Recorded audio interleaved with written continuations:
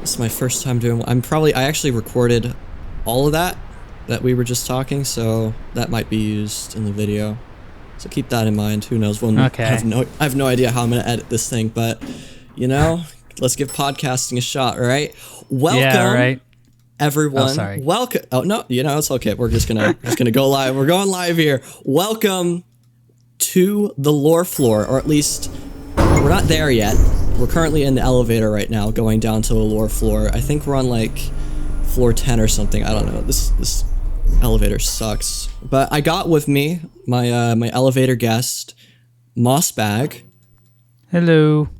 I don't think you need much introduction, do you? Oh, it's good to have you here as we're waiting to go to the lore floor. Mossbag, do you know what the lore floor is? It's at the bottom of the elevator. It is at the bottom of the elevator. We're trying to get to the lore floor because that's where we talk about lore. We can talk about Hollow Knight lore. We can talk about any game lore that's interesting and will hopefully keep you engaged because obviously Hollow Knight's not the only game that has good lore. But we actually have to reach it first to be able to talk about lore. This elevator, there's a no lore talking. Well, we can talk about lore. Just don't tell the higher ups. Okay, they're not supposed to know. But speaking of lore in other games, though, have you played any other Metroidvanias besides Hollow Knight that are like recent Metroidvanias? Yes, I have. So, after I had tried to play Super Metroid in the past, before Hollow Knight, and I just kept getting lost because it's really easy to get lost in that game. And so, I had never really played Metroidvanias until I played through Hollow Knight. So then after Hollow Knight, I decided to try out some more. And I think the next one I tried was Axiom Verge, which that game also has some lore, but I never really got into it, honestly. I'm sure that there are people who like it, but what was your name? You're this guy, his name was like Trace or something, and you were basically,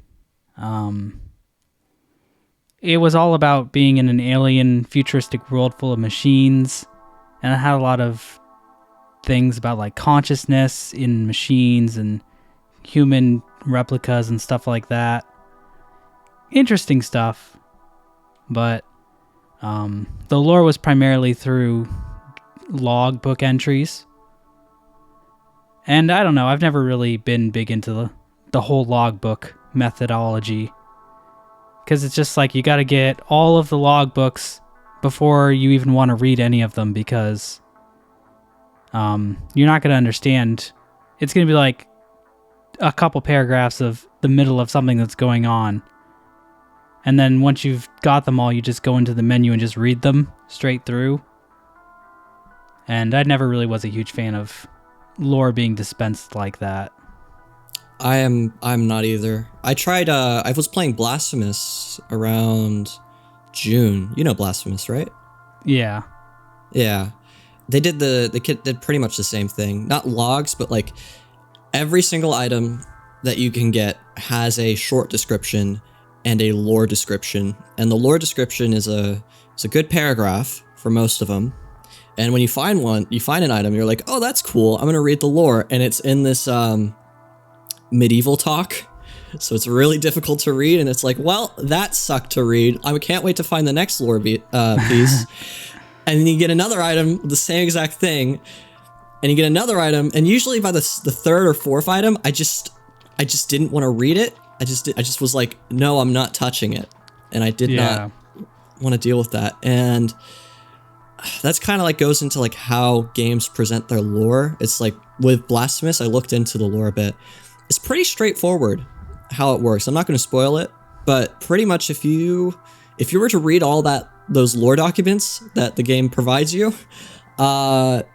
you understand 95% of the game's lore. There's really not much mystery to it compared to like Hollow Knight, which has got like, God, it's got such a big iceberg. Can't really. Well, and you can't just read it. You have to. Yeah. It's tiny little pieces here and there, and you have to actually put it together yourself, more so than just read through everything and get an idea.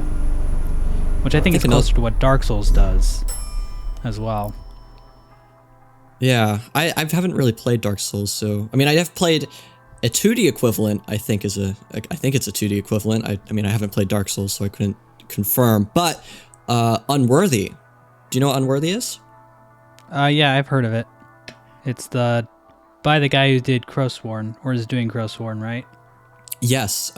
He, I think by himself, create Unworthy, and it feels like Dark Souls. Like, the best description is it feels like Dark Souls, but Metroidvania 2D-esque.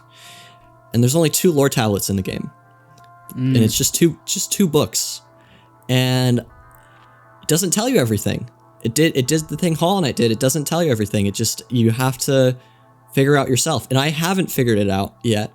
It's confusing, but I want to, because 2 reasons. 1, I love the game, and 2, it has an E10 plus rating for some reason. Even though there's a lot of not E10 plus rating things on it, so I can talk about it on my Christian YouTube channel, thankfully. But I highly suggest playing the game if you haven't. It was a good game for me, and I bet you'd enjoy it. Okay, well, I do have it because I backed Crowsworn, and one of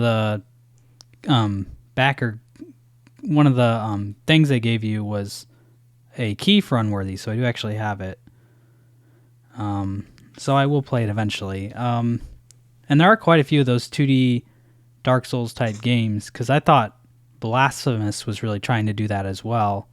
And then there's another game called Sultan's Sanctuary, which is very much trying to invoke Dark Souls. And I know that game has a lot of lore too. The frog people, right? Is that? I don't even know. I just have heard of the game. But frog people? I think they're frogs. I don't know. I was watching Cranky play it. I think I heard the story's kind of basic, but it's really the gameplay that you're playing a game for, right? So yeah, I don't know what he played. That might be the same game. I don't know. I didn't think you were a frog. It looked like it, kinda had like that face. But Ender Lilies. You played Ender Lilies? No, I have not. I just beat it. I beat it Wednesday, so that was like 5 days ago or something, if I can do my math right. Yeah, that was an outright one too. Soundtrack is really good. Oh yeah, that came out in like February, right? I feel like it's been out for a while, and it just recently got a whole bunch of traction in the Hollow Knight community. I don't know. I just started playing it when Rusty made his video on it, and I thought it was good. Out of every single Metroidvania I've played, Hollow Knight really has the dialogue down for making characters feel real. I had to read through nearly every character's dialogue for Hallownest vocalized. And at some point I just stopped working, and I was just reading the dialogue, and I was like, I'm reading this on a text document, like a basic text document, and it feels so real just reading this stuff. They feel like real characters, and that's something that Team Cherry really did a great job at encapsulating, and I can't wait for Silksong because of that, because I feel like they're going to take that, and they're just going to add more characters, they're going to add more life, and it's going to be such an amazing experience. Yeah, it'll be interesting because they have to write dialogue, not just monologues anymore. So yeah. I'm a little worried for them. I hope they can do it, because it is quite a different sort of way to write dialogue. You kind of have to give Hornet a lot more personality, because the way she talks in Hollow Knight is very she's kind of always talking in riddles in a very mysterious sort of way. And I feel like that would get cumbersome or tiresome if she talked like that the whole way through Silksong. So I think we're going to see her personality maybe change a little bit, or we're going to see more sides to her than what was in Hollow Knight. She's probably going to be a lot more sassier, or a lot more sassy. So that'll be fun. The way she talks to Lace in the Deep Docks, she's very much quit your prattle and let's fight kind of stuff. Mm-hmm. I think really when I was thinking about that, like from monologue to dialogue, how the UI that we saw at like the treehouse stuff and PAX, I don't know. I feel like it's going to be difficult at times to distinguish who's talking on screen with just that little symbol of like Hornet's face to not being Hornet's face, right? Is that only me? No, I think that's reasonable. They do the person who's talking, their body will be moving, and it'll do a different voice. Like if Hornet starts talking next, it'll do a voice line for her, and then if it goes back to the next person, they'll do a voice line. So there are other things, but just looking at the text, it can be kind of hard to tell exactly who's talking. Right. And I feel like the way most games do it is they have portraits. But I don't think you should put portraits into Silksong. I think that would look weird. I'm just imagining like a Danganronpa type thing where just like Hornet just like appears at like the kind of like at half of the screen. Yeah. She's just that would just not work. So yeah, funny, I don't know if there's a real elegant solution, but I'm sure they're going to probably change it or have changed it already, because I do think it kind of is wanting of something. Maybe even just like the camera pans a little bit over to who's talking more, but I don't know. Yeah, we'll That's see. for them to figure out. Mm-hmm. They got all the time in the world, don't they? Yeah. Now, how much time do they have though? Mossbag, right now, what's the release date? You gotta like just the first thing you think of, that has to be the release date. What's it gonna be? 73. Yeah. Okay. All right, YouTube. We're gonna need you to decipher that, but all right, we'll figure out an answer from that. Mark your calendars. But personally, I have my own way of predicting Silksong's release date, and it's just by looking at the facts, or the statistics, I mean. So we got 2019, Silksong is revealed. Mostly everyone says it comes out in 2020 because it's coming out soon. Well, that was just, bad wording. Doesn't come out in 2020, right? Mm-hmm. So we go so everyone's like, okay, well, what about 2021? That's 2 years. They've been working on the game for however long. It must be more than 2 years they've been working on it. It's got to come out in 2021. Hasn't come out. Now everyone's saying it has to be 2022. Let's just stop the cycle there, and we're just going to overestimate because everyone's underestimating. Let's just overestimate. 2023. Now, if I'm right, if my hypothesis is correct, it's got to go backwards now. It can't be 1 year above the overestimation. It has to be under the overestimation, right? Right? We're going into some serious lore here, all right? This is how the universe works, specifically revolving around Team Chariot. And I think I've cracked the code. So it's going to come out in 2022 because I say it comes out in 2023. So hopefully. Using some reverse psychology. Silksong won't come out tomorrow. There we go. Take that. I can't wait. I cannot wait. Yeah, I'm enjoying the wait because when Silksong comes out, I'm going to be so freaking busy. I don't want to do all that work. I'm enjoying just laying back, I'll put something out, a video, when I feel like it. But when Silksong comes out, I'm gonna have to just crank them out, and that sounds like a pain. How many lore YouTubers you think are gonna come up? Because it's really just like the big ones. I mean, I'm not even that big, but it's like it's you obviously at the top, and then I don't know where I'd be. Would I be number 2? I mean, technically Rusty did lore, but Rusty doesn't do it anymore. Doesn't do it anymore. All right, ex-lore YouTuber. I can't remember the last time he did a lore video. It's been a while. I don't know what's going on. I think it's too intimidating. He made the lore video about grubs being the next Radiances and yeah. I don't want to be mean, but he made that mistake, and then he made another video a year later with that same mistake. That was like early on when Hollow Knight lore wasn't written out in the wiki, so it's easy to make that mistake. But I remember being like, "Oh man, he still hasn't figured that out." But I think for most people, it's like it's hard to know what theory or what idea is going to be so out there that people are just going to come down on you and, fill your comments with explanations of how wrong you are. So I think that's part of it. I don't really like that with lore stuff in like the Hollow Knight community. I don't know if that's a problem or not, but obviously you see it sometimes where like kind of like a gatekeeping type thing where like you have to know everything correctly, otherwise no, you can't talk about the lore, or at least not that harsh, but kind of like you get that feeling sometimes from people.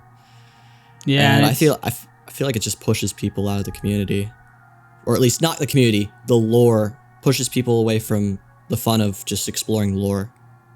Yeah, I think the problem now is that in the early days it was no one really had clear visions of what the story was, but now we've talked everything to death, and I think people have looked over the same lines over and over and over again, that they have their set in stone interpretations, and they have their reasons why, and if anyone comes along, here's the interpretation that I have that has worked for years, here's why it's right, so don't bother coming up with any more theories about it. But some people don't feel that way, and then it sometimes can be gatekeepy. I don't want to say it's a problem. I think it happens with every fandom that has sort of a lore side to their game or to their books or their movies or whatever. But it is a thing that happens. Mm-hmm. Oh god, what were we even talking? We were talking about Rusty, then we went into gatekeeping, and then the Hollow Knight lore tubers. Right, we were trying to figure out who the lore tubers are. All right, I think we've pretty much figured out the answer. There are 2 lore YouTubers, prominent, and I've only made like 5 or 6 lore videos, so I don't even know if that makes me prominent, but it's you and me. So when Silksong comes out, are we gonna see a rise in lore YouTubers? And like dedicated Hollow Knight lore YouTubers? Well, if there were any time for them to jump on the wagon, it would be when Silksong comes out. So would be. I think it's inevitable. There will be more, which would be nice. I mean, there might be ones who are better than either one of us. Very possible. There could be like so many better. Like I'm not the best at making YouTube videos. Someone like with like MatPat's team of people could easily come into the community and just dominate. And it's there. It's there for the taking, right? Because MatPat got scared away from Hollow Knight lore too. I'm not sure if he'll do a Silksong video. I'm sure he will, but no, he will. He will. There's no way he won't. But like to become like a dedicated Hollow Knight Silksong YouTuber, I feel like there is definitely a market for that, and I feel like with Silksong coming out, someone's gonna take it. Either you thinking of building an editing team, going like super professional? No. I think my editing style is really where I allow myself to have some creativity. I've noticed that my scripts get less and less jokes put in, and then the jokes reveal themselves while I'm video editing, and I don't really want to lose that aspect of it. I enjoy doing the video editing and coming up with jokes there, so I don't think I want to do a team. Okay. And it sounds like a whole thing to find people in.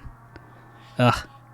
Yeah, it is a whole thing. I'm learning that with Hallownest Vocalized, if that's any similarity. Any big project where you gotta coordinate things. I mean, just getting someone to edit your audio does help as well. Oh yeah, audio editing sucks. It's the worst part. It really is. Especially when you have to, not when you like you cut out the best parts of your audio, but when you have to stitch it all together. Because one thing that helps me with editing is just listening to music. And I can't listen to music when stitching together clips of audio, because there's a pace that the audio has to be, that your voice has to be speaking at. And if you're listening to dubstep that's going like your voice is going to sound like that when you finish editing, because you've been listening to that. Yeah. I've learned that the hard way, but I mean, now I know that it also makes editing audio not very fun. But you got to get it done, right? Yep, you got to do it. What was I gonna say? I would appreciate if there was someone out there who could do lore videos that don't have any humor, because occasionally I do get comments of people saying they don't like my jokes.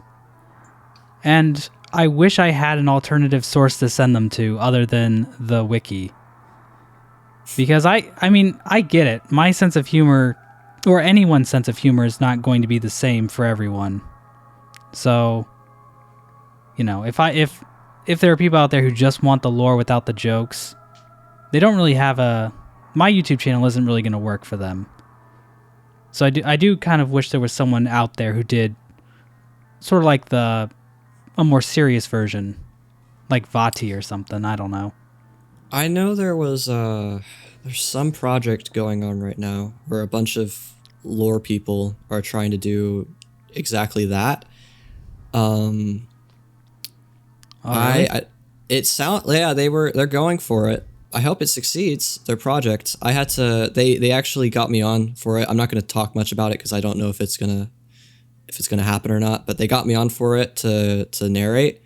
But then Hallownest Vocalized became a reality. And I was like, well, I'm going to have zero time to do this, plus run my own YouTube channel, plus everything else that goes into YouTube. So I was like, sorry, I can't be a narrator anymore. That is a thing, though, hopefully. And if they don't do it, then someone else might. Someone will make the Hollow Knight Silksong history channel for us. Yeah, eventually. There's going to be more. There's got to be. I mean, we got you and Stitzel and Deep Doc and... Well, not Deep Doc. Rest in peace. Yeah, he's gone now, but Audie and... Oh, who's the Nintendo one? Goodnight Nintendo. Goodnight Nintendo. Yeah. I wish he made more videos. But yeah, they all popped up after Hollow Knight and all of its content came out. You arose during the dry spell. So when there's actually... were you before? You might have been before Godmaster. I rose up when I posted the Cloaks lore, so that was June 2020. Yeah, so that would be during the dry spell. Because to me, everything after the Silksong demo would be a dry spell. Hopefully I brought some moisture then with my crackhead theories. Oh yeah, waterfalls worth of moisture. You're like the Amazon desert. The Amazon desert. Wait. The Amazon rainforest. Sorry. I don't know why I said that. No, when you said that, no, we both understood that wrong because I thought Amazon the company. Oh. I mean, I wouldn't be surprised if they owned it, but Eventually. They'll get the ocean too, don't worry.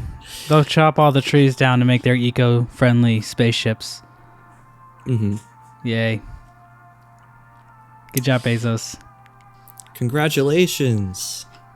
Do you know that, Bo Burnham? I did. I watched Inside.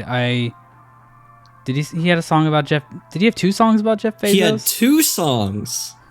Wow. Which I'd love to sing, but they'd probably get DMCA. Well, does that apply to YouTube? Whatever, they'd get claimed if I sung them. If you sing it badly enough, you won't get claimed. All right, here's what we're gonna do. I'm gonna sing it. I'm gonna pull up the lyrics, and this is how you avoid a DMCA claim.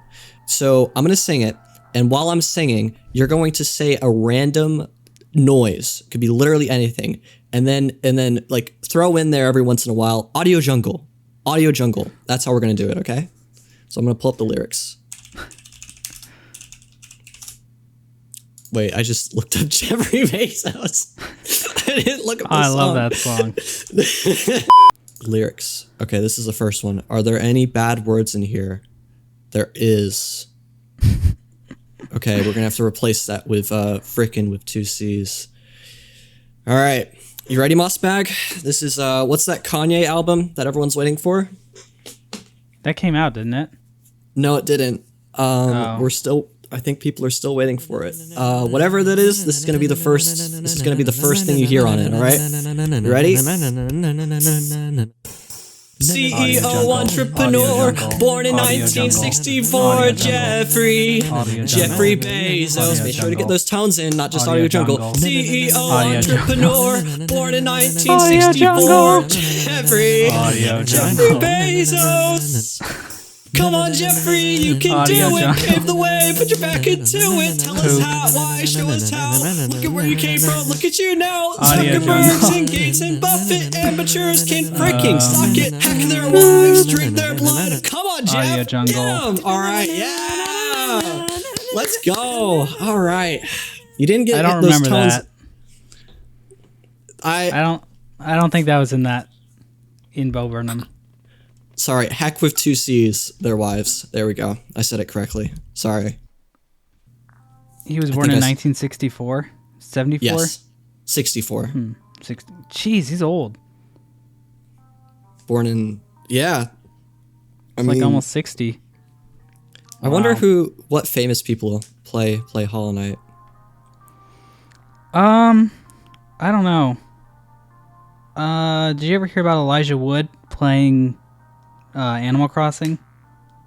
I don't know who Elijah Wood is. I apologize. He played Frodo in the Lord of the Rings trilogy. Have you ever heard of those movies? I have, but I've not watched any of them. Gotcha. Well, he's the main character in Lord of the Rings. He DM'd some random girl on Twitter and said, because she was saying, hey, anyone who wants to come to my island, come check it out. And Elijah Wood DM'd her and said, hey, can I come to your island? And he went to her island and she hung out with him for like an hour and then he left. Nice. So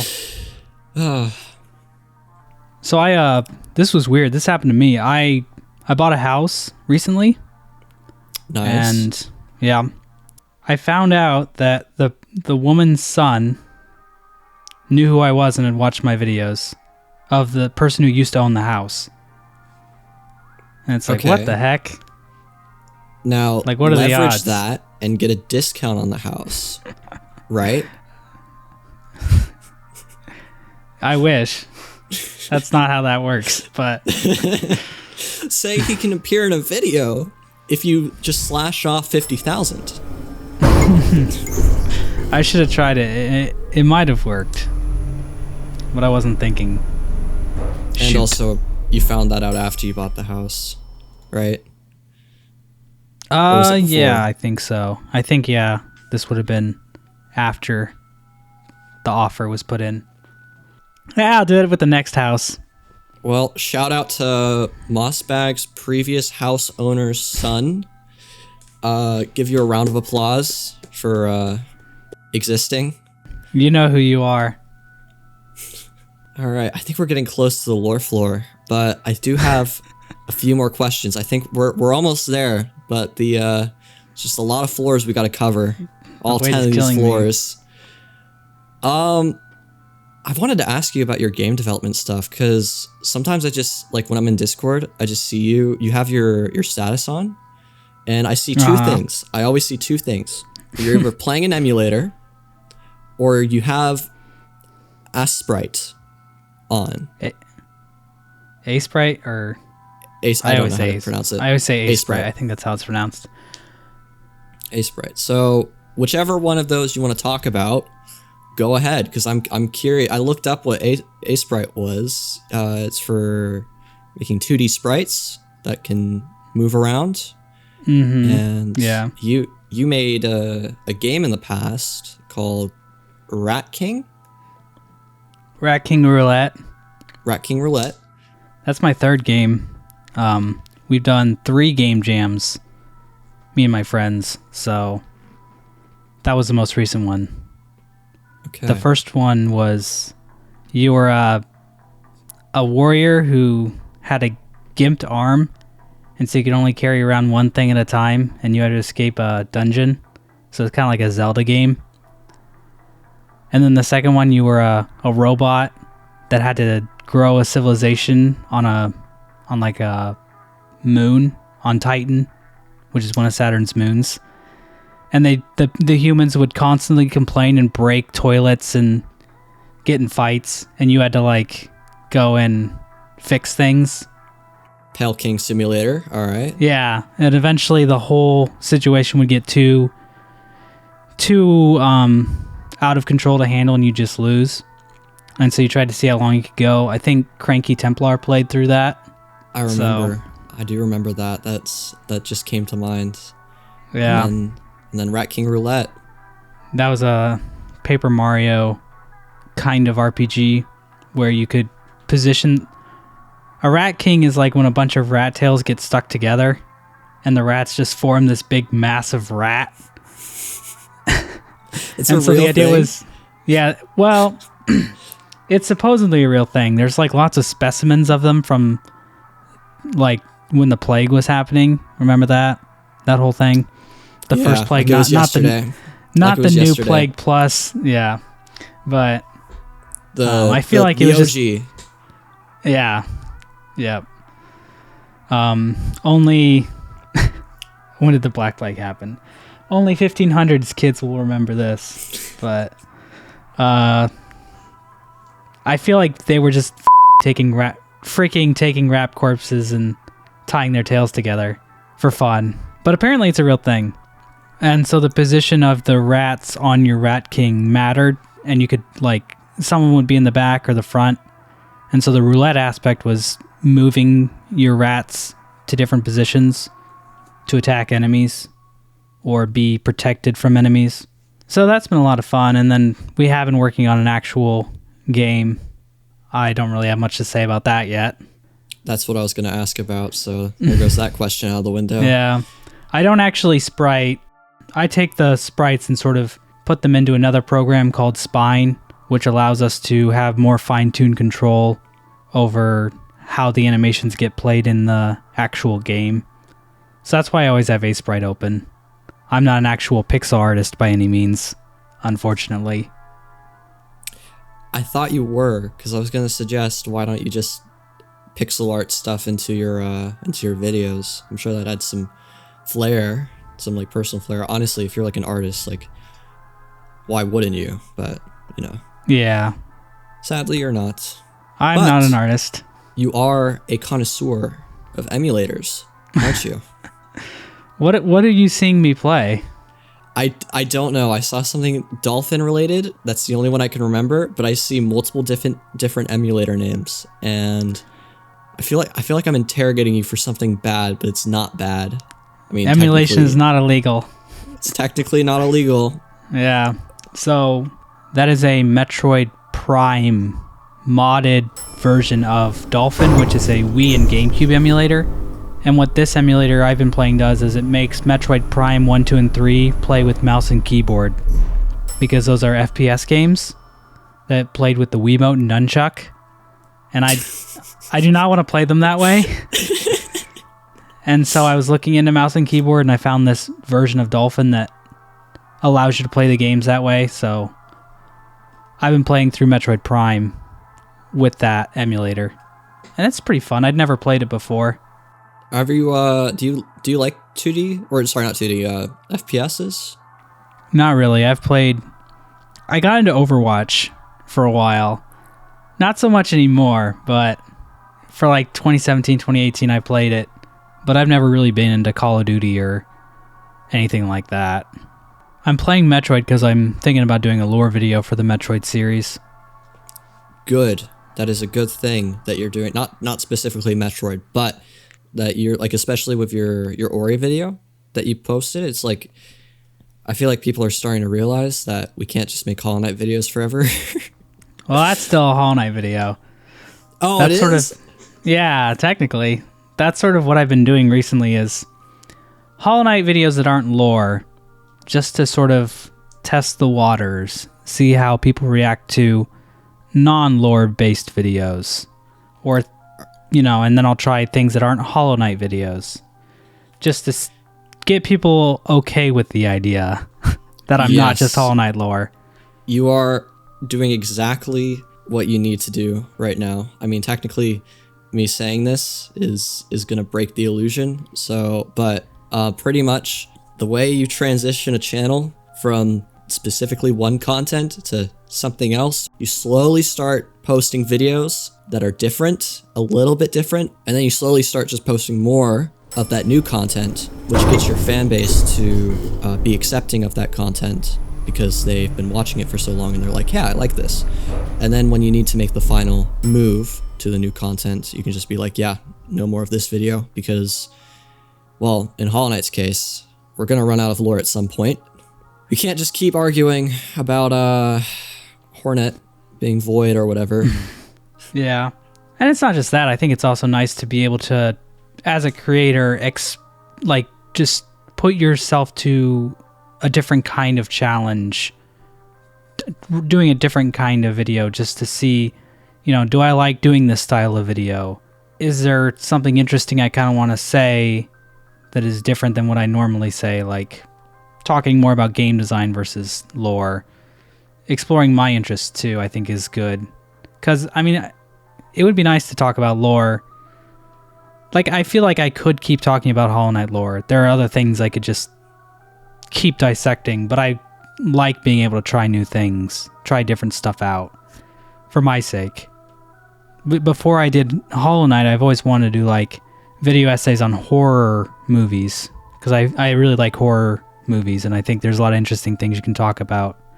And so eventually I want to start doing that stuff, but that might not be on a Mossbag channel, because I feel like that's too different from what I am right now.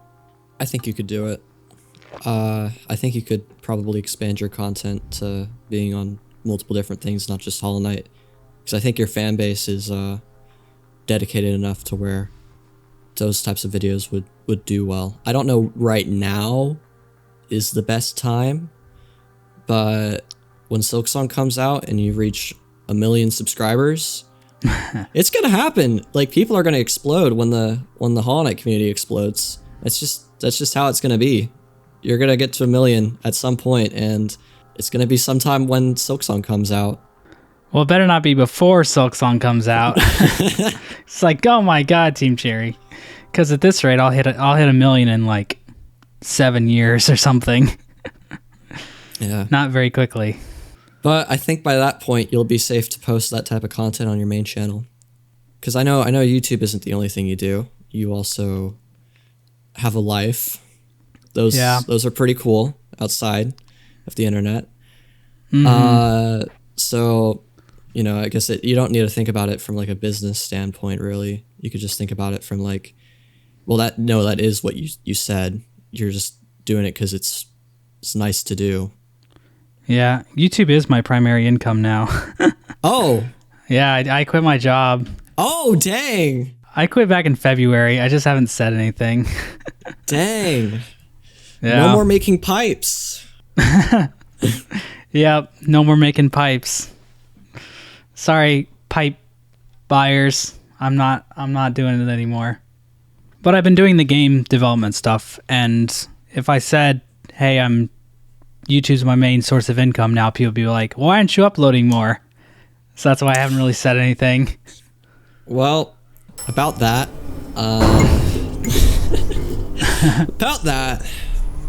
you know what? Hopefully, this will make the viewers of this forget, because I just heard the bell. I think we just reached the lore floor. Oh, I wow. know, we've reached it. There's music going on right now. You can't hear it. It's only hearable by the viewers right now. But we've made it. The doors have opened, and we're now. Oh wait, this is the lore ceiling, isn't it? This is the lore roof. No. Whoops, we went the wrong way. Did we go the wrong way? I think we did. Oh God, we are on the lore roof. Are we talking about? Are we gonna talk about more? I have other talking points. If you're serious, I have other talking points. Oh no, if you just painted the room like a sky. I see.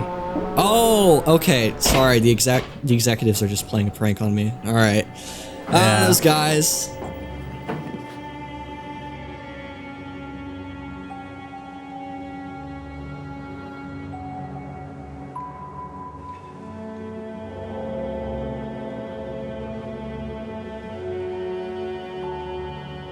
All right, I guess we are actually. Oh no.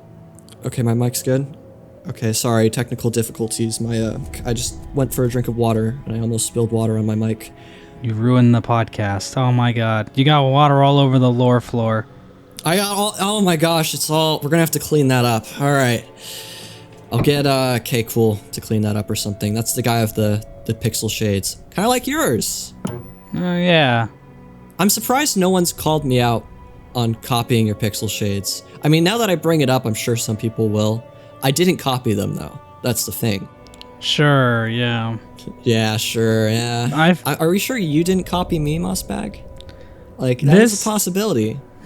This picture's been my profile pic on my YouTube channel since 2014. I made that channel in 2014. I didn't start uploading until 2017, but it's always been the statue of David with the sunglasses. So this has been my profile picture for like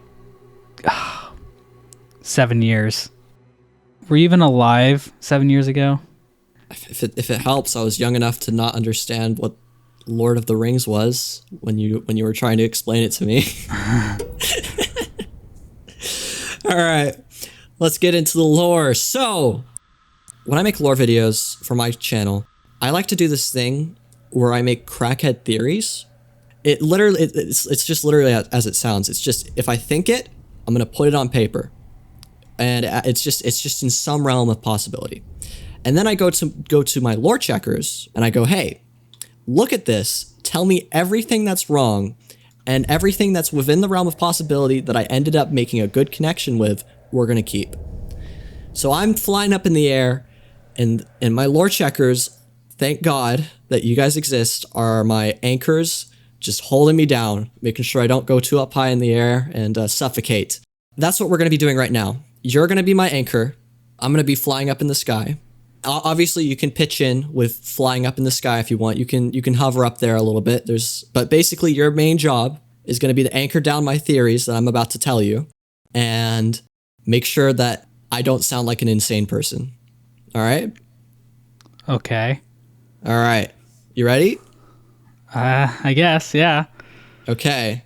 So, first one we're going to talk about, this is going to be a simple one. Silksong. Is it a prequel?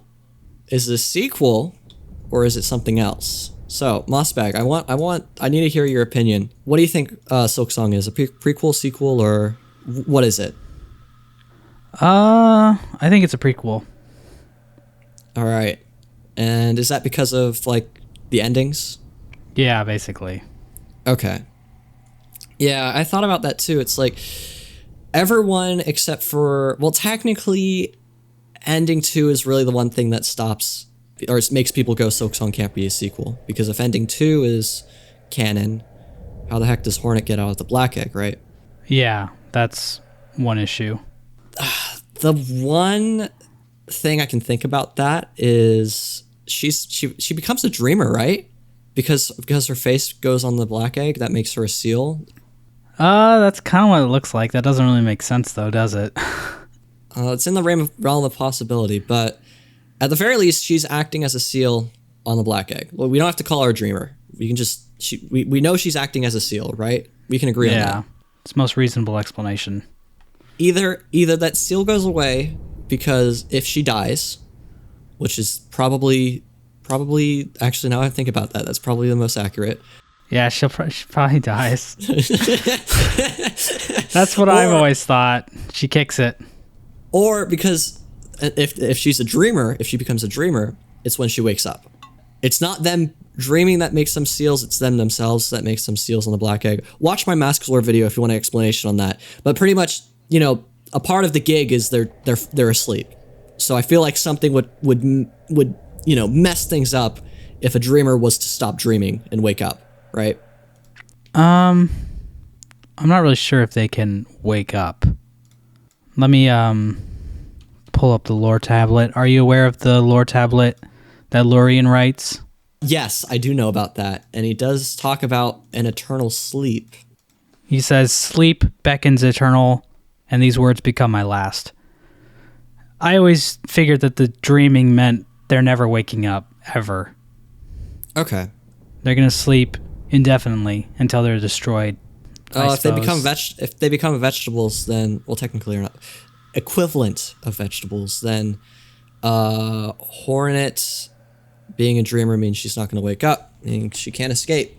Unless Silksong is a dream sequence that takes place in Hornet's head to cope with the fact that she failed in her mission to kill the Radiants. That is something that Team Cherry could do. That doesn't seem like a good idea for a story. That is a possibility, but that's not what I was going to talk about, because when I say prequel, sequel, or, I am a firm believer that Silksong takes place in between the events of Hollow Knight. Yeah, like an interquel kind of thing. Mm-hmm. So pretty much, Hornet fights the Knight in Greenpath, gets defeated, goes bye-bye, and then at some point during that time, Hornet goes to Farloom, and then when the Knight sees her in Fungal Wastes as they're going to City of Tears, that's where Hornet is done with her adventure in Farloom and has come back to Hallownest, and the story continues. So I'll explain my reasoning, but I just want to hear your thoughts. I want to hear your thoughts. I don't think that's right. I think that's not a believable time scale at all. For her to go and have a whole adventure in between that moment. Time is a very interesting word, but I will get to that. My first piece of evidence, well, why did the Dreamers show up after the fight and then just knock the Knight out, right? Like, what was the point of that? That is when they're first becoming aware that the Knight is in Hallownest, right? Yeah, that applies. That could apply. Would it seek to break the seals? They can't be undone. They must be undone, says Monomon. And then I'd assume Lurian says, "Let us sleep, little shadow, return to your darkness, allow us our peace." So yeah, that is a possibility. That's when they first discover her, because maybe Hera's watching over Hornet and is like, "Hey, my daughter just got beat up and is now running away. Let's show this punk what for," right? Mm-hmm. But shooting a beam of dream at the Knight, like, what was that supposed to accomplish? Because the Knight just wakes up immediately after. Or what if the Knight didn't wake up immediately after? What if... Yeah, you're saying it got knocked out. Yeah, no, exactly that. It got knocked out for some amount of time, enough time for Hornet to get captured by the Bell Cult and then get sent to Farloom, have her adventure there, and then come back with an upgraded kit that allows her in her Sentinel fight to throw those spike things at you. Oh, okay. So that answers the the issue that a lot of people bring up with her tools that she has in the second fight in Hollow Knight. Yeah, I get that. That's a fun workaround. Yeah, I'm trying to think. Can you get the Dream Nail before you fight Hornet 1? I think from a programming stance, I think they show up no matter what if you go Dream Nail first and then Green Path. Not a lore standpoint, from a game standpoint that happens. But did Team Cherry intend that? Okay, well, let's just say they knock you out no matter what. Okay. For the sake of your argument. The screen doesn't fade to black, though. It fades to white. I guess, but it's really fast. It doesn't seem to imply that any time has passed. Oh, that's weird. I'm watching the Hornet fight from 2017, and they don't shoot you with a beam of Dream in that. It just dissipates to white. Huh. Do they shoot you with the beam when you activate them? Yeah, when the Dreamers show up, they shoot you with that beam. That's what knocks you out. Hold on, that's weird. So Team Cherry added you getting shot with the beam after it first released. Okay. Can I get a 2020 version? Maybe. Nope, that's an actual Hornet. I have to put in Hollow Knight. I do not want to watch a tarantula fight a Hornet. Oh, okay. Yeah. All right. So there are dream particles that are floating off the ground when the Knight wakes up that start to dissipate. So that does imply that the Knight wakes up immediately after getting shot. I just disproved my own theory, possibly. Yeah, dang. I don't know. These are tiny details. I wouldn't really say one way or the other. I do think it's very weird to say that Hornet had a whole adventure in between those two encounters, though. Her dialogue doesn't really portray that at all. It doesn't. But you did say she talks in mysteries and riddles, and that brings me to my second point. What's up with time in Hollow Knight, in the Kingdom Stasis? Has anyone specifically defined what it means for Hallownest to be in stasis? Well, I've always viewed it as a much more metaphorical thing than an actual freezing of time, if I'm being honest. Okay. So, I mean, basically, the Pale King is trying to stop the arrival of the Radiance, and he does that by freezing the kingdom in stasis. But I think that when he says stasis, he really means he's just stopped the Radiance from arriving. Time is still passing, but the big thing that's going to destroy Hallownest is sort of stuck just before the dawn.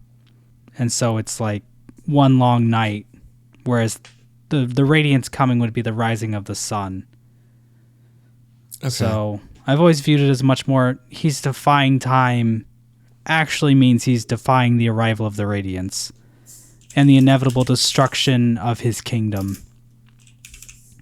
Okay. That does make a lot of sense, and I like that. But obviously, it wouldn't be fun if I just agreed with everything you said. Mm-hmm. So I'm gonna show off my my high in the sky theory here. Void, yours is the power opposed, but yours is potential, eternity potential, force that could deny time, time with a capital T. Void harness shall be placed on you. I think there is significance in capitalizing time. Because obviously, if time itself stopped in the universe of Hollow Knight, nothing could move, right? Right? That doesn't make sense. Yeah. Did you take high school level chemistry? Yeah. Do you remember talking about entropy? Yeah, a little bit. All right. So for the viewers who are who failed chemistry or just haven't taken it. Entropy is it's just the universe's will to just fall apart. So for example, uranium. Uranium has a half-life, which means it literally half of its mass dissipates over a certain period of time. So if the Pale King can stop entropy, the uranium has no half-life anymore. It just exists, as does the entire kingdom. No longer does the kingdom fall apart. It simply stops falling apart because the Pale King has stopped entropy from applying to his kingdom. And if the radiance, with the radiance being like just imprisoned, not being able to have any effects on the real world, that causes entropy to stop. Technically, he's stopped the effects of time, if that made sense. Okay. You're gonna have to pull me down into the deepest depths of the water of the ocean here. Well, I mean, I don't. You're saying he physically stopped time. No, he stopped the effects of time. He stopped the effects of time, but not just the radiance. Everything in all of Hallownest was stopped. The effects of time are entropy. So if the effects of time, if entropy stops existing, the kingdom stops falling apart. It's essentially stopped in time without stopping time. Yeah, I don't think that's how that works. Because entropy is just things moving from one state to another, and people moving through a cavern, I feel like, an effect of entropy. It is all tied together. So I don't really know how you can say that, because everything is an effect of time, any kind of motion or movement, and entropy is just the description of specifically when it goes from order to disorder. The Pale King wanted to keep order, and he wanted to stop disorder. That's kind of what I was getting at with the entropy thing. Yeah, I think it works in a broad sense, but if you try and say physically that's what happens, it kind of, you get a whole bunch of questions. Quirrell starts aging as soon as he takes his mask off. Mm-hmm. Elderbug was apparently so young that he doesn't remember when the stag stations were open. Mm-hmm. So things like that seem to imply that people are still aging and, growing up in Hallownest. Oh, I assume the stag stations closed before the Radiance was locked away. I don't know if I got the timeline right, but City of Tears had to close up. Or no, did the City of Tears close up after the Dreamers got applied? We don't really know when the stag stations were closed. But he would have been, he was born after they closed. Yeah. It seems like everything that happened way before Elderbug was ever even born, is what I'm trying to say. Because all he knows is that there was this kingdom that existed. He seems to have not really know anything about what happened, so I don't think he was around for the collapse of Hallownest. But it seems like he would have had to have been because he stopped aging. He would have had to have been. What about children? Why don't we see children besides aspid babies? Which I don't know if they count, since they... Actually, that is a weird thing to consider, aspid children, because is it they spawn infinitely, right? Yeah, Fluke Marm is giving birth to things. Yeah. Well, actually, no, I think they just live in her, actually. But still, an infinite amount can spawn out of her, so that kind of applies to the theory of entropy, where she's just continuously giving birth because... I don't know, time stopped. But also why do we not see any children? Besides spirits, which don't count because they're dead. Alive people. Well, what do children bugs really look like? I mean, grubs are children, right? Oh, grubs are children! Oh! Dang, you're right. They are babies. At least that's what we think. I mean, they have a father. Oh, they do have a father. He might be an old man and they might be adults. The thing is that it's kind of hard to really define them in terms of their age. A lot of humanoid bugs, it seems like the males don't have wings and the females do, like the Colosseum bugs, and then you got the ones in the City of Tears. It just seems like all the female voice actors got wings and the male voice actors don't. So does that mean all the grubs are female? Because they're going to metamorphosize into butterflies? I don't know. I don't really think we can say for sure. That's a weird thought. Do you want them to all be girls? Because they can No. I mean, that just dawned on me. Whatever your heart desires. That's not what it desires. Yeah. All right. Let's get off the weird stuff. Yeah, I've always viewed it as more of a metaphorical thing. Physically, I feel like things like Quarrel getting older as soon as he takes off the mask kind of defeat the concept that Hallownest is literally frozen in time. Okay. I'm going to refrain from saying we'll find out in Silksong because I think there's a lot of things we're going to find out in Silksong. I think we're going to find out more about Lifeblood. I think we're going to find out how kingdoms come to be and civilizations. But I don't like that being my go-to answer if I don't understand something. It'd be like, yeah, we'll find out in Silksong. No, I don't like that. For now, this is literally applied because we have to go to another kingdom to understand how time works in Hollow Knight. Once we go to Farloom, we'll figure out how stasis works, hopefully. Or at least we'll have a reference for other kingdoms who are not in stasis if Farloom is not in stasis. Yeah, I don't think it will be. I don't think it will be either. But yeah, that's I'm going to defer to you. I do like my theory about entropy. I think it's a fun one.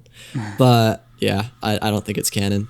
So we're going to label that not canon. But keep in mind all answers in this little exercise we're doing are not canon or not canon. They're just, I don't know, nebulous. They exist. Well, there might be a baby stag running around somewhere too. There could be. That's right. We get to. I was gonna say we get to see it in Silksong, but the only stag we see is stag-like. Is that the bell beast? Yeah, that's centipede type thing. Whatever that thing that Hornet beats the crap out of. You can't fight. You have to take me to the surface right now, okay? And then she has to fight it every time because it's just like, no, I don't want to do this. Stop telling me where to go. I have a family, please. That would be horrible if you had to fight it every time you wanted to go somewhere. No, I think it's just going to be a one-time thing. It's just going to be like, yeah, we're friends, Stockholm Syndrome. Yeah, we're totally friends. Mm-hmm. But we're on to question number 2. Or not question number 2, topic number 2. I think this is a good segue topic. How overpowered is the Pale King's Foresight? What I mean by that is, just how crazy does it get? How far into the future can he see? Like if he could see all the way into the future, then he'd be able to know he was gonna die, and that the night was gonna come, and then the night was gonna do something, right? And save Hallownest in some way, or at least have a impact on its stasis.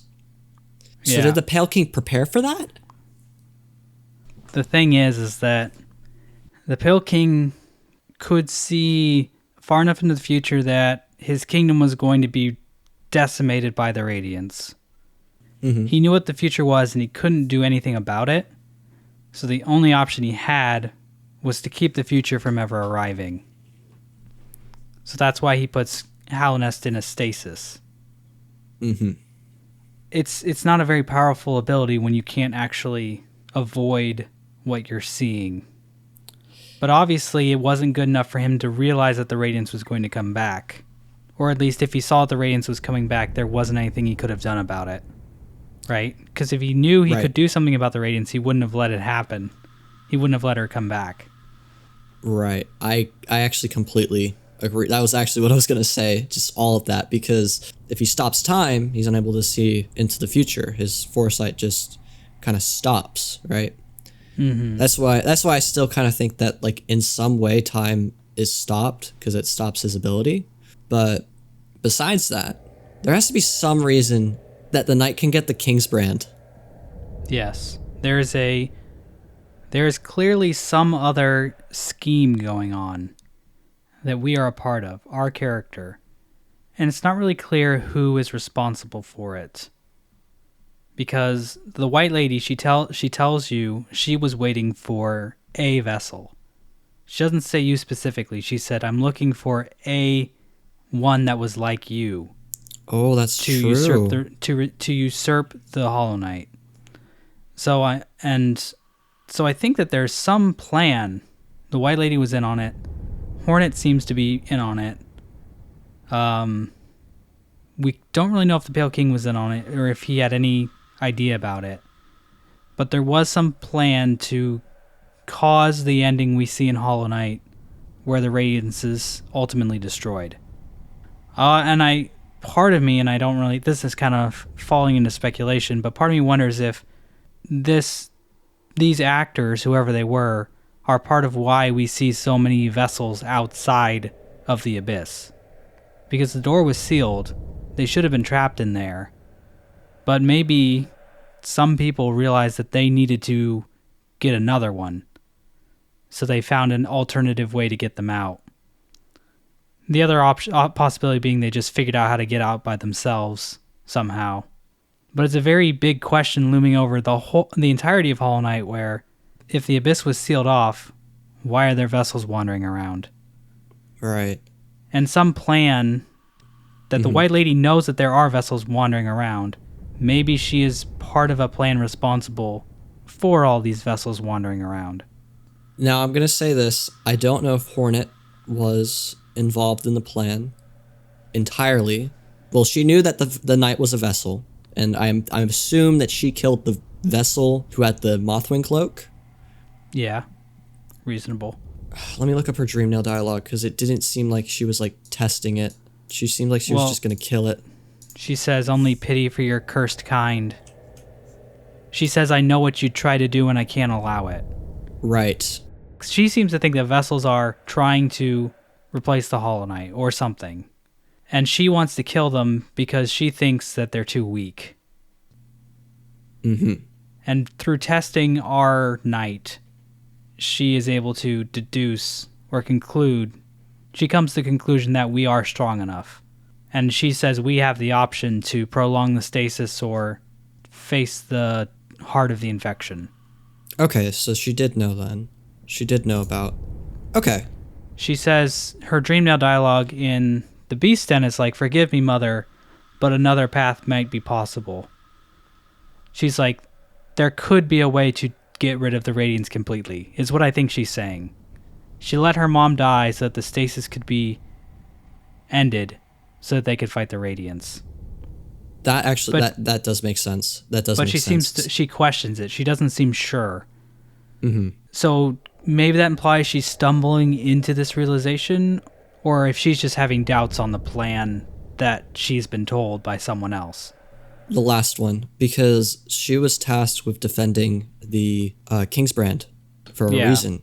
Because you don't just want a random bug be like, "Oh, what's this? Oh, I'm now king. Hey, let's go, guys. Let's do whatever I tell you to." Yeah, and Midwife knows that she guards the King's Brand. It's like this whole, they realized we need to find a vessel that's strong, get it to find the place of its birth, get it to find the two parts of the King's soul, and unite with the Void and fight the Radiance. But nothing in the game gives us enough to know when this plan came about, who came up with it, and whether or not there were other attempts, or just a lot. There's just a lot of questions surrounding it, I guess. Okay. And I feel like that's something that Silksong will go into. I hope, anyway. If it does go into it, then it probably has something to do with that mystery steel cult, like where Steel Soul Jin originates, whoever her masters are. They appear to be some other group. I don't think they're necessarily working with the White Lady. They seem to be, Jin and Gigi were sent to Dirtmouth from somewhere else, I think. I think that's pretty speculative. I'm not sure if their dialogue implies that at all.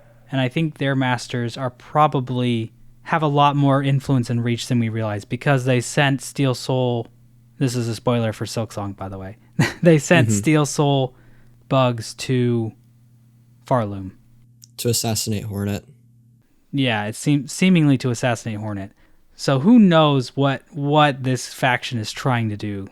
They're helping the knight, but then they're also trying to kill Hornet. Gigi says that their masters are very similar to the knight in that they've come to peace with the darkness inside them. So at the very least, the masters have some knowledge of Void. And that makes sense because Confessor Gigi can literally conjure Void into her hut for you to collect. Yeah. So Yes, she can. So they seem to be interested in Void for some reason. And I don't necessarily know if that aligns too much with what the White Lady's trying to do. She wants our character to be unified with the Void to defeat the Radiants. No, actually, the White Lady talks about replacing the Hollow Knight. And then when she sees it has the Void Heart, she goes, Within my roots, the weakening of the vessel I feel painly. Only two obvious outcomes there are from such a thing. The first is regression. The second I find preferable. Replacement. Replace the Hollow Knight. Yeah. Usurp the vessel. She's saying that the knight does not have ideas instilled and is completely empty, so would be able to contain the radiance within itself without any problems. Yeah, I always thought she wanted us to do the other thing because she always tries to get us to get the Void Heart. But she doesn't actually say, I want you to kill the Radiance. After you get the Void Heart, she says, the fate of our kingdom, our Hallownest, that future belongs to you now. Yes. So she does say, it's up to you to decide what happens. Once she is shown the King's Soul, she's like, hey, go to that place where it was born, where it died, where it began. So that's her leading on the path to the Void Heart. But this is some real mixed signals, because before that, she gives no indication to complete the King's Soul. She's just like, here you go. Well, she gives you her half of it, right? Yeah, she says, I have a gift for you, how long for one of your kind, half a whole. When united, great power is granted, and on the path ahead, great power it will need. Oh my god, that is weird. So she says that, and then she's like, replace the Hollow Knight, please. Yeah, so she might just think that the King's Soul will make you more powerful. About that. So maybe she doesn't really have... Maybe she... Yeah, so it's sort of like, it seems like there's a plan, but none of the actual characters outright say, there's a plan. It's like reverse psychology. She's trying to make the knight invested without telling it to do something. So another option could be that it's the Weavers doing this. But there's really nothing for that either. So I think this is just a we'll find out in Silksong situation. We can't say that. We have to figure it out here. Let's go with how did the King's Brand come to be? So not why it is, but how. So before it could ever exist, Pale King is a big worm, comes to Hallownest and is like, I want all these guys to worship me, please. Sheds his large, giant worm body, comes out as the Pale King. Some point onward, the King's Brand exists. So did it come to be immediately after he was born? Like, was it just like you could just touch his shell and then you could get the King's Brand? Because that's kind of what it seems like. The knight touches the cast-off shell, and then the kind of like seal of binding type of thing that's around the egg that the Pale King was born from, it just disappears. Poof, gone. And it looks like it's been there for a very long time because it looks faded. That seal of binding type looking lines and glowing lines. It looks faded, so it looks like it's been there for a while. It's probably been there for a while, yeah. I think it could have been put there later by someone. I don't know. I don't know if anyone other than the Pale King could have that power, though. Yeah, maybe. Maybe he put it there, but I just don't know if you can really know for sure, because it could be that it's fashioned from his carcass somehow. Like seal bindings are made by weavers, aren't they?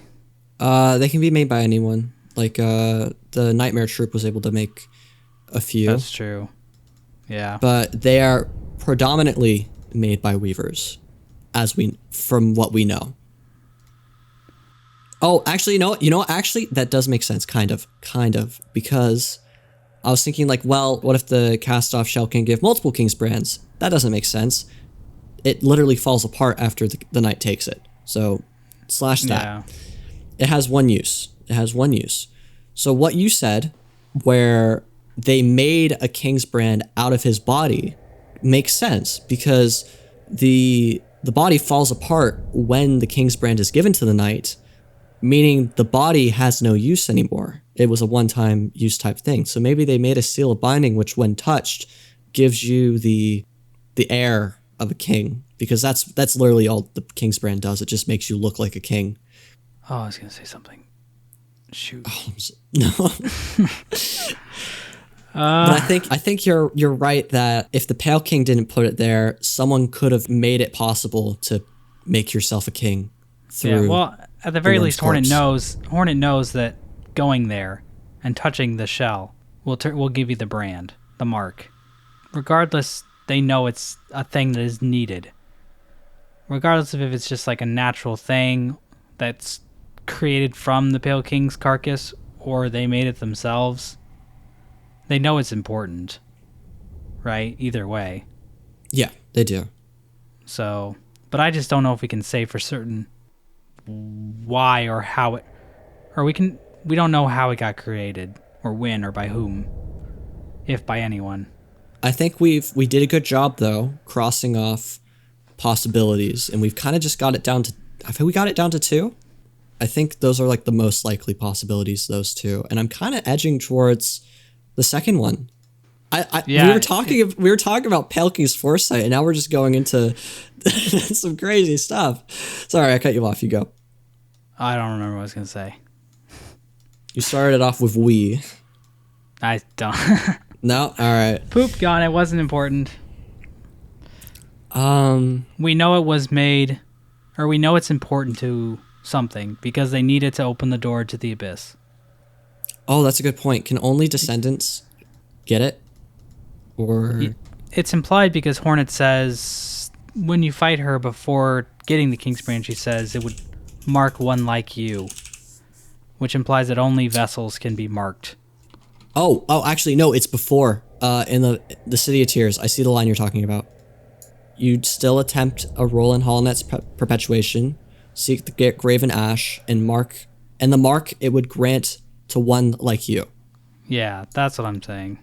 Yeah, because it's a descendant of the king, is what I would say. Yeah. Dang, you remember? You were talking before, like you didn't remember any of the lore, but you're making all these connections. Well, I remember. I'm loving it. I remember some of the dialogue.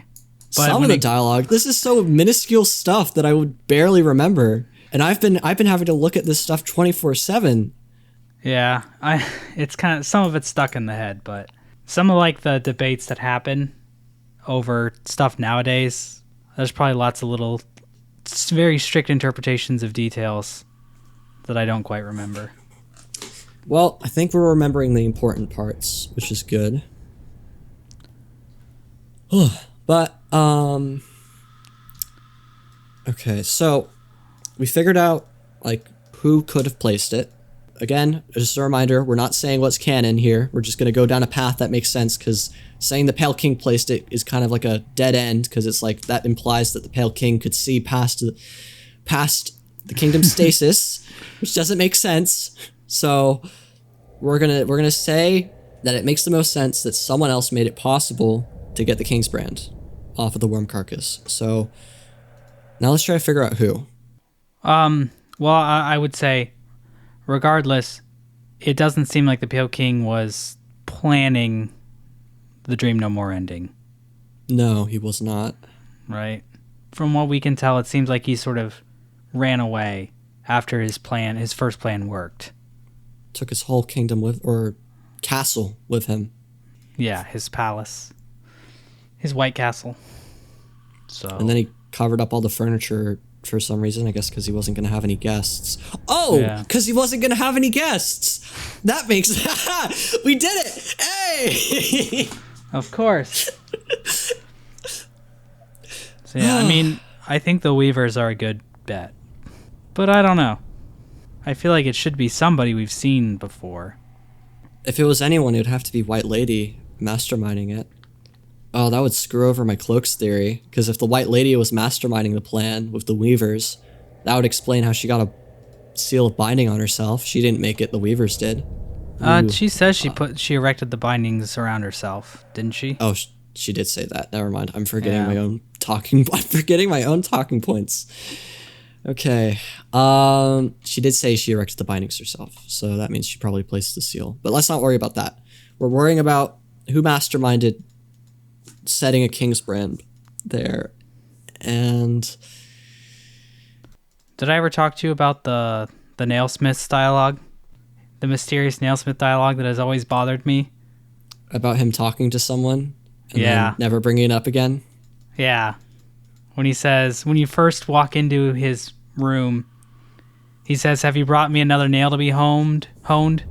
Leave it on the ground and return later if you're still breathing." And he turns around and he's like, "Oh, you're not who I thought you were." And then he never brings it up again. He doesn't. So to me, it's always been like someone, seemingly recently, has been going around bringing the nailsmith nails for some reason. And I don't know if it's Hornet or who it is, but it's always stuck out to me as someone is doing things during or just before the events of Hollow Knight that we don't know about. I think we can cross off Hornet since he says a nail, because Hornet refers to it as a needle, so I'd assume he would refer to it as a needle, because she'd probably get annoyed if he said nail. We'll just say it's less likely that it's Hornet.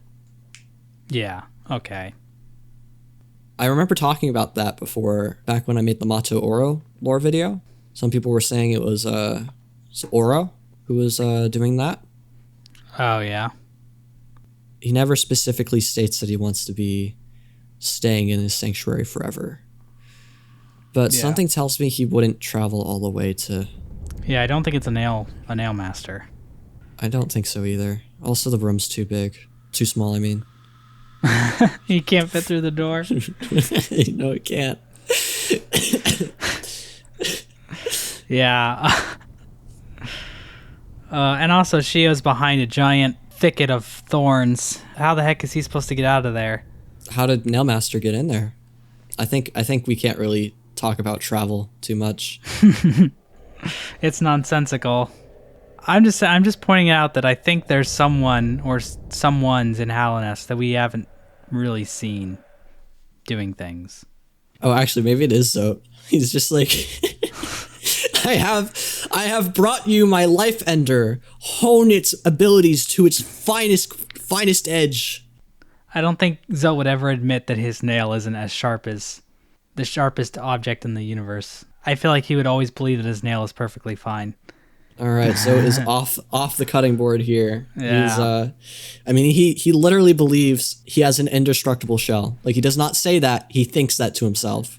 So I think, yeah, there is someone that's walking around Hallownest doing something, but yeah, it could be someone else.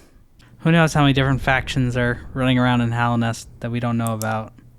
I mean, why fun. was Gigi and Jin sent to Hallownest in the first place? Were they the only ones? We only see one of them, and Jin confirms Gigi's existence in Steel Soul. So what if one of them is running around Hallownest while the other one stays put in Dirtmouth? I don't think that would happen, but in some of the older maps, development maps of Hollow Knight, there is one room where it says that Hornet would fight Steel Assassins in Hallownest. Obviously, things have changed where she's in Farloom fighting Steel Assassins. But it's interesting to think that at one point there were Steel Assassins running around in Hallownest in Team Cherry's Hornet DLC idea. So I don't think it's entirely out of the question that there are other Steel characters.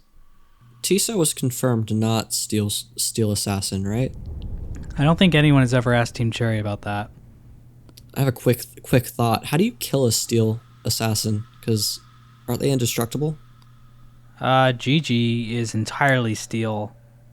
Jin Jin, what about her?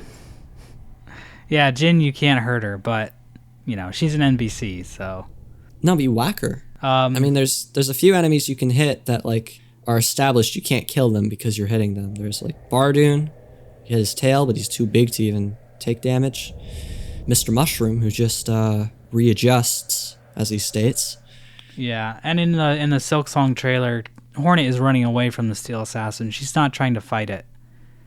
But there's also Sharp, who isn't entirely covered in steel, so maybe she can hit his not steel parts and hurt him that way.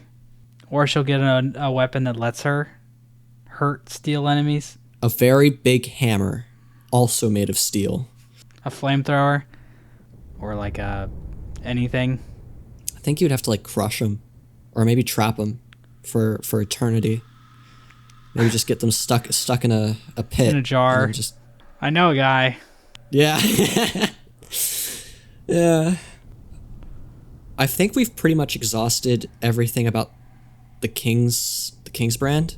I'll have this be the last thing. I don't want to keep you all day. Mm-hmm. Any spoilers on the 10-day thing, or should I cut this out? The 10-day? You're gone from September 1st to 10th? Oh. No, I'll just be at PAX West. So. Oh! Okay. Dang. Yeah. Not a big deal. Just my roommate's brother lives in Seattle, so figured we'd just go out there. Okay. I haven't really vacationed since I went to Australia, so. All right. I can't wait to see whatever videos come out of that. Hope you have a fun time. Yeah. I might vlog. I'll probably vlog about it. I'm not sure what I'll say. Oh, vlog. If you're thinking about it, do it. Well, then the trip is a business expense. So. Yeah. Exactly. Yeah. Get that tax write off. Yeah, that's why I'm doing it. It's like, what's something Hollow Knight related I could go do and make a video on. So I did want to mention something with the prescience, the Pale King's Foresight. Go for it. Have you ever read Dune? I was gonna ask about that. That was one of my talking points. Oh, really? I have not though. I have not. Oh, okay. How's the novel? How are the novels going? I'm not very far. I'm 2/3 of the way through the second novel. There are 6 main novels written by Frank Herbert, and then he passed away, and his son and somebody else wrote a bunch of sequels and prequels. But I hear those aren't as good, so I'm just going to read the main 6 probably, if that. The first one's pretty good. It's got cool world building, interesting plot, pretty good characters, I'd say. There is actually prescience in Dune. Like Foresight? Yeah. So I kind of want to read Team Cherry's quote where they say they were influenced kind of by Dune, just to give you and anyone listening an idea of why I'm even talking about Dune. But this is from a PC Gamer interview. As for its own inspirations, Team Cherry cites games like Zelda, Castlevania, Mega Man, Super Mario Bros., and others as influential, but ideas also comes from further afield. And this is a quote. Both William and I read those Dune books whilst making the game. The 4th book is about a giant worm man, and we desperately wanted to read about that. It was exactly as absurd and entertaining as you'd expect. So they don't really say they were influenced by Dune, but they do mention it in a part of their interview that talks about influences. So I do wonder if they chose to read Dune because it was somewhat related to the lore they had already come up with, or if it actually did influence what they put in the game. But the way prescience works in the Dune books is that there's this stuff called spice, and the main character and some other characters take the spice, that this is like this really powerful drug. It allows the main characters to see multiple different futures, like a huge array of different futures that could happen. Oh, I see where you're going with this. Yeah, okay. And every single little move he makes changes what he might see and what future might come about. But then there are also points where whenever he's in peril or in immediate danger, all of the futures kind of disappear and he's in darkness as to what's going to happen. And then once he gets out of those situations, it's back to kind of having a grand vision of all these different things. Okay. So it's pretty interesting, and I have absolutely no idea if that's what Team Cherry based the Pale King's Foresight on, but it's interesting, and I thought it was worth bringing it up at the very least. If that's true, if they really did just like take that word for word, then Pale King was like, okay, I have a future where we can make it go in stasis, or I can release a bunch of vessels, and hopefully one of them will go and take the king's brand and then yada, yada, yada. And then he's like, all right, I did that. That's my contingency plan. I'm going to go through with stasis. Oh, you think he might have sent vessels away before he chose the Hollow Knight? It still doesn't answer the question how the knight got out, because the knight supposedly fell back down. Yeah. And then probably didn't get out before it closed. So that doesn't explain how the knight got out, but it could explain why the king's brand was available, because the Pale King knew that a vessel would return. Yeah. And then maybe that's how the White Lady knew, because the Pale King was like, yeah, a vessel's going to return and it's going to come back and change the fate of Hallownest in some way. Yeah, and I guess I should say that a big part of the Foresight in Dune is the character sees this future and he's trying to change it, but he can't. So, kind of spoilery, I guess, but Paul, the main character, he always sees in the future that the people that he is leading to battle will start a jihad or a war in his name and sort of cause destruction and death all across the galaxy.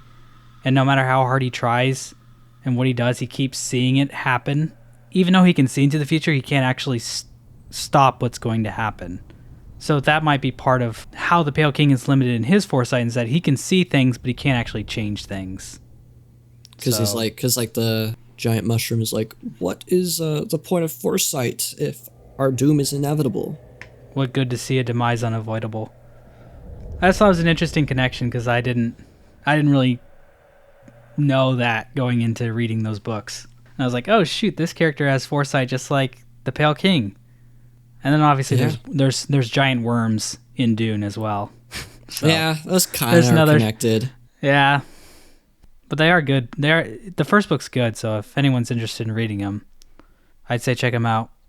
I'm gonna give it a look too. I was thinking about it when when you told me about it, or when you told Twitter about it, and then and then I kind of just started focusing on Hallownest Vocalized, and everything's kind of been a blur since then. So yeah. But actually, I'm gonna do two things. So we'll last lore question. This one should be pretty quick, and I think this is what I'll ask every single person I bring on. Team Cherry has been making this game for 3, maybe more years, Hollow Knight, since its release.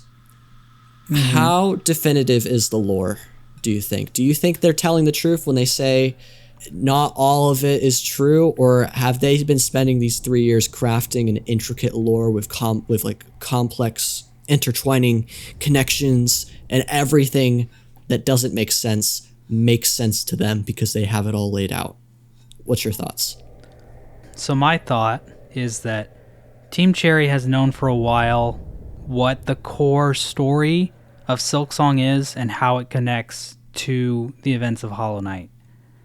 And what they've been doing since building all of that into Silksong is they've just been tacking different characters and different ideas and different little stories on the edges to expand out all the weird and different things you find, but also building all of that on top of a foundation of the mechanics of the world, how certain things work, like the soul system that's based on like shaman kind of ritualistic stuff, and the void, which is this emptiness that sort of consumes and takes on the form of the things around it, and essence, which is memories and thoughts that linger, that are created from dreams. But ultimately all that stuff is sort of ancillary, connected onto the edges. And the core narrative of Silksong, I think, has probably stayed the same throughout most of its development. And they're just like Grim Troop, Godmaster stuff. I always felt like they were just sort of adding on to what was already there. Maybe Godmasters was more integral to the overarching story, considering what happens with it. But from looking at the way they talk about development, they've always said for Hollow Knight that we had the core of it, and then we just kept adding stuff on here and there, or digging out tunnels in this big world, and thinking, oh, we should stick Mr. Mushroom in this random spot where Cornifer once was because now it looks barren. So I do think that they have things that are set in stone, but I do think there are things that they intentionally leave up to interpretation, to where maybe even William and Ari don't necessarily agree on exactly what something might mean or what something is supposed to say. And I can't think of any examples off the top of my head because I don't know where they would be, where they might have different ideas. But like maybe they have different ideas of what happened to Quirrell or something. And I think that they let that be, that they don't have a definitive answer and they have their own theories about it. I hope Quirrell Death Nailed Up PNG does not apply to that. Yeah, maybe William named it that and Ari doesn't agree with that theory. Like, I don't know. I think they've said that there's a lore document, and I believe that there is. But I think that there's a lot of things on the edges that are left up to interpretation. If you're asking me, do they have an idea for what Mask Maker means? I would say yes. They didn't just put Mask Maker in there to be weird. I think what he says is built on top of the core mechanics of the world that they've created. They just aren't really letting us in fully into what their vision is. They just give us hints of it with the dialogue and leave us to put the pieces together ourselves. Mm-hmm. And then they slap you in the face when they give you a bunch of red herrings. Yeah, Grey Prince Zote, Void? Yeah, that's a weird one. But it's in a dream, so it doesn't count. Yeah, no, it's just a dream sequence. It's just a dream sequence. All right, well, this was a good session of Lore Floor. I do have one last thing, though, because you know about Hallownest Vocalized. You advertised it on your Twitter. Thank you for that, by the way. I appreciate that greatly. Yeah. But were you planning on auditioning? It's okay if you weren't, but I'm just curious if there's any characters you think your voice best applies to. Gosh, I'm trying to think of something funny, but I can't think of anything funny. Who's someone you can do a real good impression of in Hollow Knight? We can go Silksong as well if there's a character in Silksong. Jeez, I don't think I could do any of those voices justice, unfortunately. Maybe if they put Mossbag in Silksong, I could do that voice, but... I'm sure that we would be able to buy and sell bags of moss to the local moss market, whatever. I mean, there's a moss grotto, so... Mm-hmm, yep. The moss merchant who sells moss bags in the moss grotto. It's not a very good idea. It's like selling... salt water on the Titanic. Yes, while it's sinking. While it's sinking, yeah. All right, what are you thinking about, though, for a character you think you can voice? I can't think of anything. Sorry. None of the characters really feel like me. All right, let me see if I can apply. I'll need you to help me out. You're voicing for Pale Court, right? Yeah, I am the big one. The big Ogrim, or is that Hegemol? Hegemol. Yeah. Hegemol. No, I have a soft. My voice in that is like the soft booming, is what it's supposed to be. I don't think it's very good, but that's what it is. Soft booming. Okay, let me get the cast list up real quick. Technically, there are more characters than this. We're gonna have you voice someone just for the fun of it.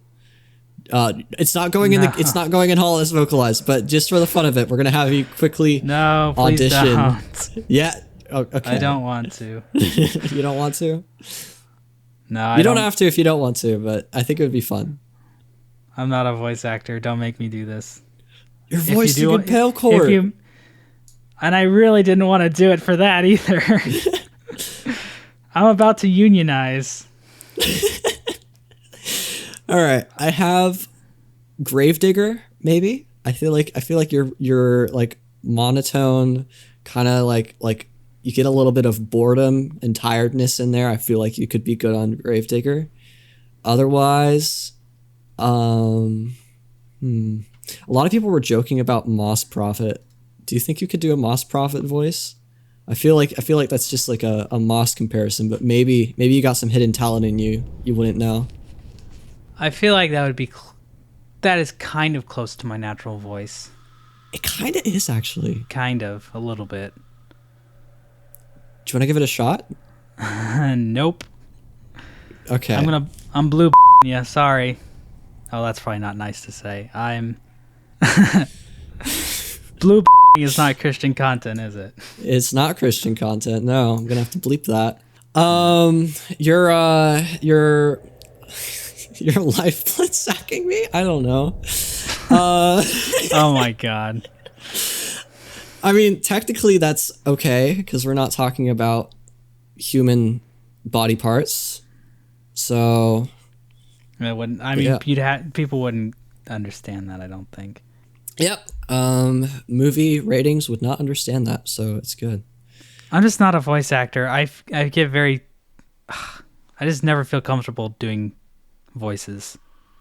All right. Well, if you don't want to do it, it's all right. I still think it would be fun. So, I mean, now's your last chance. Basically, it's now or never. It's never. It's never. All right. All right. Sorry. Well, thank you for at least considering who you kin in Hollow Knight. In another universe out there, I'm playing the voice of Moss Prophet and I'm screaming right now. Mm-hmm. I hope that, including mine obviously in this, but I hope that every single giant Hollow Knight project goes well and develops and just is awesome, because I think that's going to bring such a breath of fresh air to Hollow Knight that is in this time is definitely needed. Yeah, there's a lot of cool ones like the Sanctuary and Pale Court and Mask Bearer. Oh, Mask Bearer. That's not technically, they haven't developed anything yet. They're just making concept art. Yeah. But I don't know if those will get done before Silksong. But I don't know. I'm not really in the loop on all of those very closely. Well, we'll leave all the Hallownest vocalized talk to some other time because, podcast is ending. I'm not the guest, you are. Oh, yeah. But how was your time? My first ever time podcasting. Was this a good time? Yeah, it was a good time. All right. Any criticisms? Was the it was an amazing time. Oh, it was so great. The elevator good? I know it kind of smelled like a rat died in there, but I mean, I'm thankful that you didn't bring it up during our ride down here. Oh, I love dead rats.